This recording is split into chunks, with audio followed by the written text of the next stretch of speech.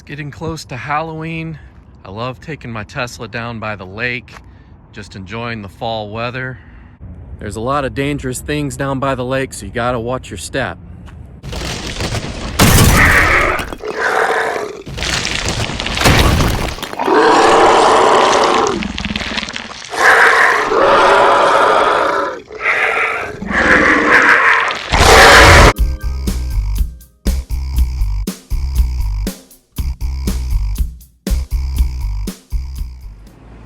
All right, today's the big day. We are going to be installing a Hansshow display binnacle that sits behind the steering wheel. This is going to replace my old heads-up display that I've actually really enjoyed using. I like it a lot, but this is supposed to add even more features.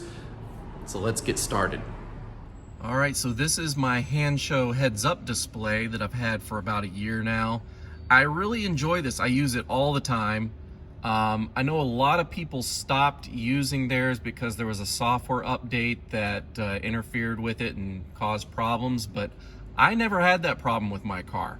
So if you bought one of these a while back and had problems, try installing it again just to see if the new software on your car is working with it, because mine's fine and it works great.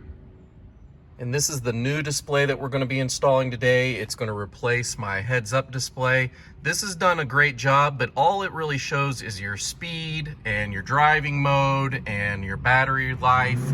This does so much more though. As you can see, it's got Android Auto, Apple CarPlay, it's got a GPS so you can have Waze, it's got a better route planner installed. It's got a front-facing camera that we're going to put on the front bumper so you can see, right in front of the car down below where you need for parking and for getting into tight spots. I think this is going to be awesome. So let's go ahead and get started with this. These are the instructions that come with the kit. It is pretty detailed, but let's face it, you don't need these instructions. That's what I'm here for. And let's be honest, you're not a read the instructions kind of person. You're a watch a video kind of person. That's why you're here. You're in good hands.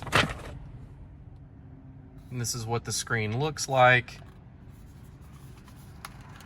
As you can see, it's got a speaker in the back, although you don't really need that. It's got a USB port on the side so you can easily upgrade the software on it. The rest of this is just supplies that you need for the install, your wiring cables. There's a little pry tool here. It's got a camera we're going to mount to the front bumper. So let's go ahead and get this started. So the first thing you want to do is remove power from the car. I'm going to do the two-step method, which is going to be a full shutdown of power. I'm going to remove the negative terminal from the front battery. Then I'm going to move to the back seat and I'm going to disconnect the battery pack underneath that powers the rest of the car. So we'll have completely no power. Before you do this, make sure you roll your windows down and open the doors on both passenger and driver's side, because they're electronically controlled. You're not going to be able to get in and out of your car with the batteries disconnected. All right, so the first step is we're going to open the frunk. And we're going to open all the doors and windows just so we have the car open and we can get to all the places we need to before we remove power. So I've got both doors open on the passenger side. I'm going to need to get to the main power removal here and also in the frunk. Step one is just to turn the car off with the software. So you're going to go to safety and security and then power off. And that shuts off this. Now we're going to remove power by going to the front.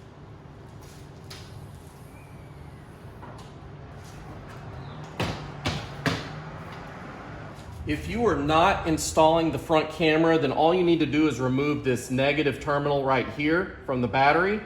But since I'm going to be installing the front camera, I'm going to remove the entire tray here to get to the front and wire it all through there. So I just made an interesting discovery here. As you've seen in my previous videos, the last time this frunk was taken apart was by Tesla, because they were fixing I had a power frunk issue going on. They had to remove a bunch of things and replace the actuators. But as I'm looking at this, you're supposed to remove the bolts on either side here. There's one over here, there's two here, and then there's two here. But as you can see, I am missing those bolts and this one right there. The only ones holding this tray in are these two front bolts here and the bolts behind the clips here. Of course it is got, it's clipped in along the sides and it's not going anywhere, but I just thought that was interesting that Tesla forgot to put these added bolts into the frunk.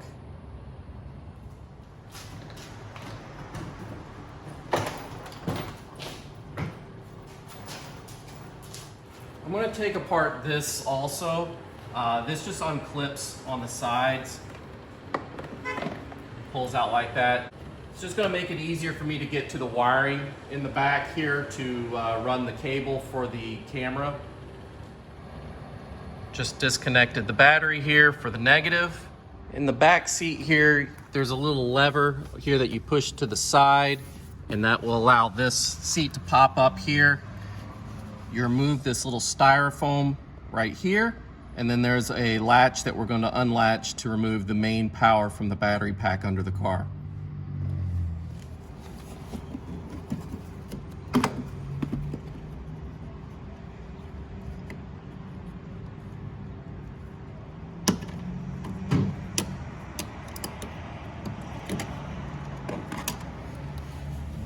So now the car is completely dead. Even if you were to get in the car seat, put your foot on the brake, nothing's gonna happen.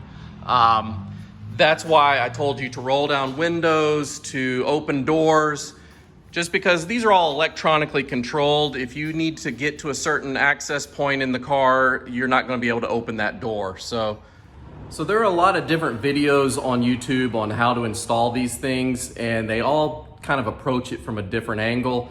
I'm gonna let you know how I'm gonna do this. It just makes more sense to me. So I'm gonna start at the very front of the car where I'm gonna install the camera first, route the wires through the frunk area and into the cabin of the car. That way I have all my wiring inside the car and I can just do the rest of the work inside the car going forward. So I just wanted to show you the camera real quick. This is the camera, here's the mount. It does have some adjustment points here where you can tighten this up, see how it swivels so you can angle it. This is where you will tighten that up to hold it in place. It does come with a pack of some screws and double-sided tape so you can put the tape underneath and screw it to put it into place. Fairly short cable. I'll show you how to route this through, and we're just gonna work on the frunk area to attach the main cable that takes it all the way through the cabin. So most people that don't have a front license plate will just bolt theirs to the, the underside lip of their bumper using the tape or the screws or both. Since I do have a plate, I'm gonna go underneath the plate mount. As you can see, this is plastic here. I'm gonna drill into that, and that way I don't have to damage my car, and it sticks out enough to where I've got the camera right here instead of way far back there where this is going to overshadow that. So I'm going to route the cable through before I mount the camera just to give myself some extra room to mess around. Where I'm going to put this is right in here between the white bumper and this black part. If you look in the frunk, you'll see some daylight poking through here. So I think that's going to be the best way to do this. So I'm going to stick the wire through here.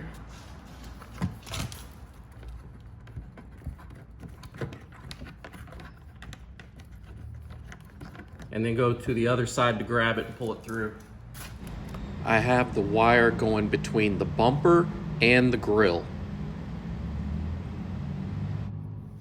You see here, I just pulled the wire through. Right there, you see some daylight shining through there. That just seemed like the most logical place to pull this through. So, all right, so I've got the camera mounted. It's in there secure. I've got it taped and screwed to the bottom of the plate underneath. and it's not going anywhere. So I've got the cable coming out the other end. I just need to get the rest of the cable to route through the side here and down underneath right there. All right, the cable we're going to use to connect the camera is going to be the one with the blue ends on it. It says in Chinese here, forward view. So forward facing camera is where this goes. We're going to connect it to the camera in the front, and I'm going to route it through a grommet that I have here in the cabin.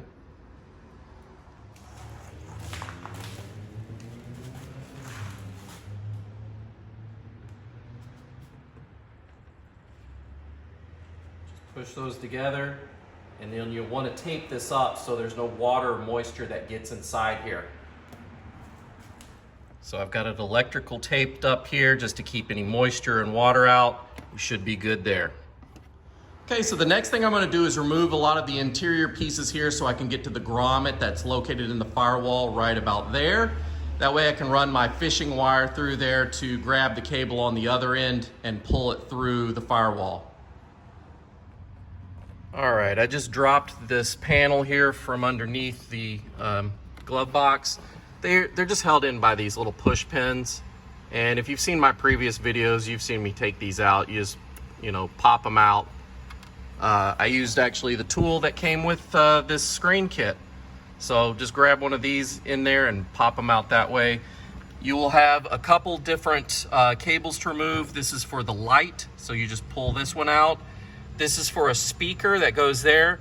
That speaker is not part of your stereo system. It's part of the warning system. Those little beeps and chimes that you hear come from that speaker there. So once we have this removed here, you can pull down this carpet here and see this rubber grommet where those wires are going through the firewall. I had run one of my own wires through there, this black one. That's part of my power trunk that I installed that goes up to the front battery.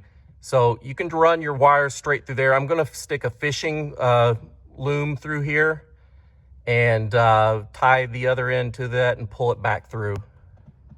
All right, as you can see, I've got this metal fish wire through here. Got it pushed through, so now I just go to the other end, pull it out. And this is where it's sticking out here.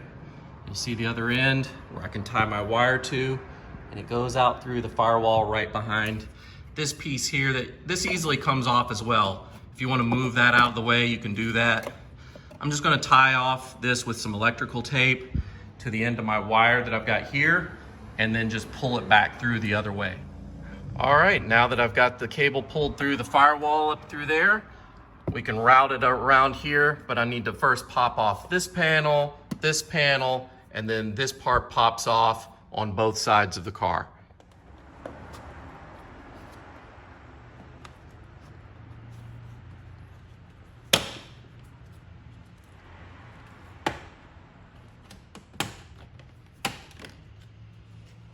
The dashboard is held in with clips that just hold it down, so all you need to do is pull kind of firmly here and just pry it up along the way and they'll all pop out.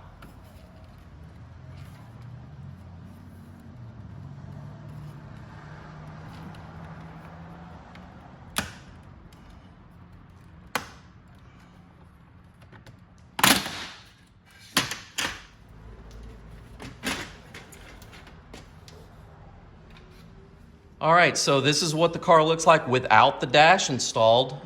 You'll see that it's just got some air channels that funnel the air to the different areas, and that's really all it is.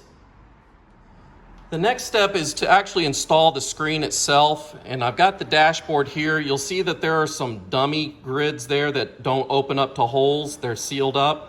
The first one here is where you're going to actually start counting. They tell you to count over 20 spaces, and that's where the first little slot on the monitor is going to go in. And if you look, if you count all the way to 20, it kind of lines up with this cutout right here. This is where the steering wheel goes right there. And number 20 lines up to about right there. So I'm going to play around with that and verify that 20 is the right spot. I've seen other videos where other people had some different problems with lining it up, and they had to go over to like 22 or 24. So I'm gonna go try playing around with that just to see what looks best, and I'll let you guys know.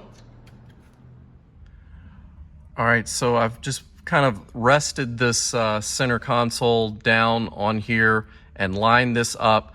I tried 20 spaces over first, and it was a little bit too far over this way.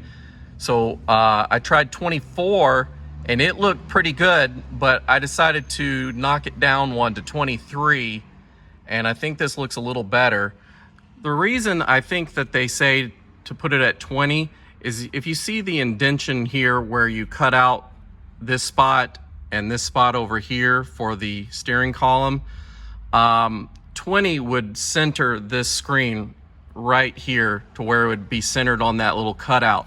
But I think the optical illusion is that the steering column is slightly slanted this way. It's not a straight thing. As you can kind of see there, it looks like it's angled a little bit. And so the opening of the steering wheel is over, you know, a little bit. And I think that is where the confusion is. So I would say play around with it. If you want to try 20 spots, you're fine. If you have a yoke steering wheel, 20 would probably be just fine because it's not going to interfere with the wheel. It's just because of this wheel that's in the way. I'm going to have to adjust it once I get this all permanently installed, but I think that's the reason that the dots aren't lining up back there.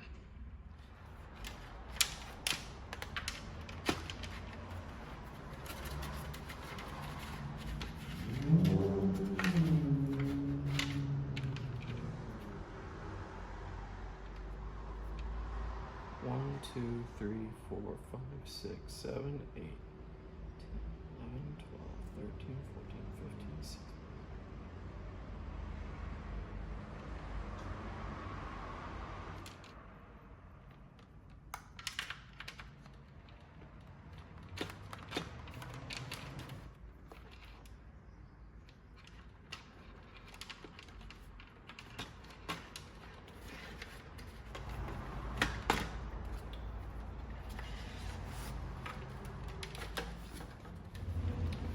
This is going to sit down on top of this, so you need to run all these cables through it first.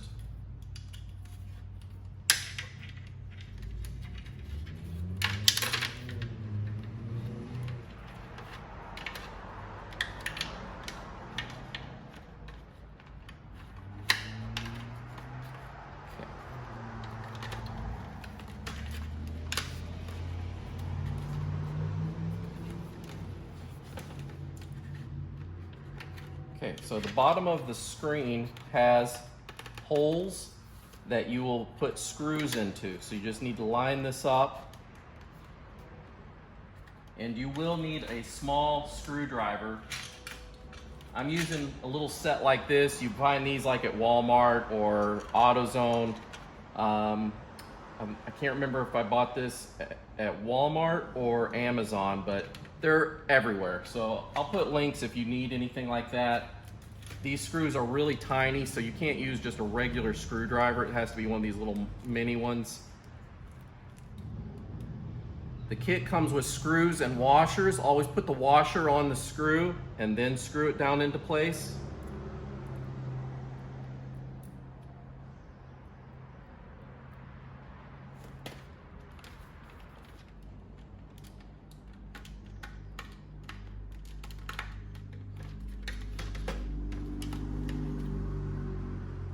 And this is what it should look like when you're done bolting it down. One thing that is optional, they do have double-sided tape on the bottom side of this that you can stick there. I decided not to do that this time. This is all, you know, undoable. If I wanted to take this off and move it over, if I don't like the way that it's angled or what slot it's in, that way I can just unscrew this, move it over a slot, and then bolt it down. And if I want to use the tape at that point, I can use the tape and it'll be more permanent, but I just didn't see the need for it right now. Consider this a test run. So we'll go ahead and run with this. And I think I'm going to like this though. As far as the wiring goes, here's the wiring loom that comes with the kit. Hansshow always makes this super easy. They color code everything. So red goes to red, yellow to yellow, black right here, black goes to black. This blue is going to go to that camera blue. You remember the blue when we ran through the firewall? That's for the camera. And this one is for the GPS, which is still in its little baggie there. And we're going to run that as well. So I'll be getting that out in just a minute. But first, I'm just going to connect these. These are super easy. You just push them in and click them in. And if you want to, you can put electrical tape just so they're snug also and they won't move around or get pulled out or get moisture inside. Keep in mind that this is your air conditioning. So with air conditioning, you sometimes get condensation. If it's blowing really cold, you don't want any kind of moisture in your electronics. So probably a good idea to wrap it up with electrical tape. All right, I just clicked them all together. Including this one, going to the GPS, the video camera. So yeah, all I need to do is just tape them up and then I can reinstall this console here and just do some more work down at the end over there, taping up the GPS. Then I will need to route these wires, this wiring loom, underneath here to where the main computer is of the car and connect it there. All right, I just taped everything up, ran out of black electrical tape, so I used yellow so I can be a pretty princess. And everything is wrapped up. I just used tape instead of cable ties, just to kind of keep them all held together and detangled. So next we're just gonna flip this thing over and set it into place, and then we'll start working with the wiring down here.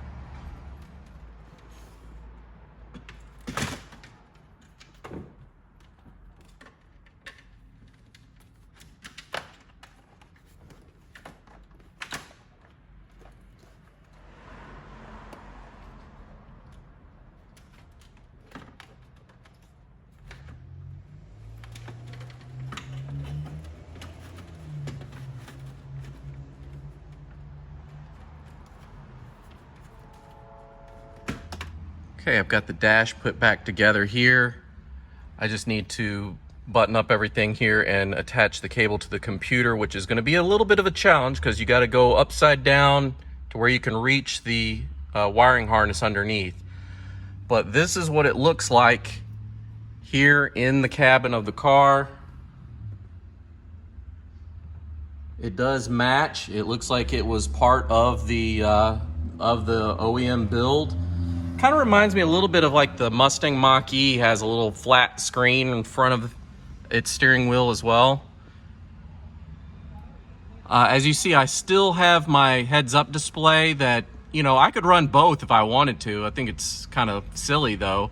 So I can just remove that one, tuck the wire out of the way in here if I ever want to reconnect it, because it's connected to the OBD2 port, and it's a different connection for that than it is this one. So I could technically run both if I wanted. All right, here is the wiring coming out from there. This little blank area right here is where we're going to stick our GPS unit. If you try to do it that way, it barely fits, but if you turn it on its side like this, it fits in there pretty easily. All right, so I tucked everything down under here. I just had to remove this little push pin right here, and this whole thing kind of pulls out. So I just kind of routed the wires up over the top here, and now it's time to install this part, which I'll show you how to do that as well. So before I try to tackle this, because I know I'm going to be doing a lot of this kind of blindly, I like to examine the plugs first. So it's going to be this this plug here, this male plug. If you see, it's got a little push release right there. So I might need to use a flathead screwdriver to reach up there and kind of push on that tab so that the wiring harness comes out.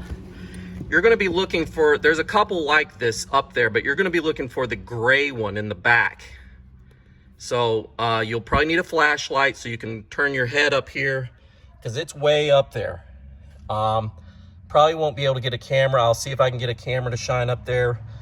But yeah, you're gonna have to remove this one, then plug this one in its place in the computer, take the one from the factory that you just removed and plug it into this one. So it's like a daisy chain. You see, it's got an inline fuse. If you ever have a problem with it, you can always check the fuse. Okay, so I'm up underneath here, this big metal box. This is your computer. You're not gonna look at this white one. It's the gray one right here. This is the one you're gonna remove and put the other one in its place, and we'll just piggyback them together. So I'm gonna try to spend a few minutes on this. I know it's kind of a tight squeeze and it's hard to get your hands up in here, but it does eventually come out. All right, I just finished the job. I connected the clip underneath. It was kind of a pain to get to, but after about 5 minutes of just kind of pushing the release and wiggling it back and forth, it finally came out. Just don't give up. It's not that hard, but if you got large hands and you're turned upside down, it's just kind of a challenge to reach it in the first place. But I will say that there was enough room for me to grab my whole hand on the harness and just pull on it. It's just really tight in there. So just be aware of that, but it can be done. I did it in about 5 minutes, so you can do it too. All right, I've got everything buttoned back up. Everything's put back together. Power's connected. Put the front back in. So now I'm just gonna have to spend time playing around with it and show you all the features. And here's the finished product with it all lit up. I do still have a plastic film on this that I need to peel off. You see.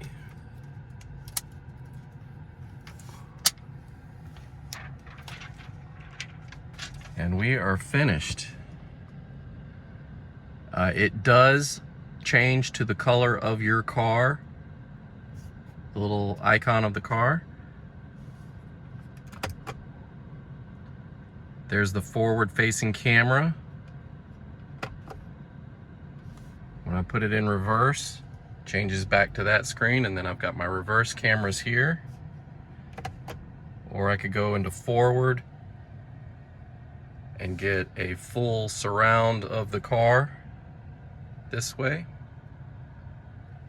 That's pretty cool. So thanks again for watching, guys. If you want to see more about this particular screen, I do have another video that I'll put a link here. Basically just an overview of what it does and some of the features. I think it's pretty cool. I like all these features that it has, especially that front camera. I really like that a lot. Let me know what you guys think. Do you think it's a waste? Do you think it's good? Do you hate it? Do you love it? Put your comments below. We'll talk about it. I'll answer any questions that you may have. And feel free to like, subscribe, all that stuff. I'll see you guys real soon. Have a good one. Bye.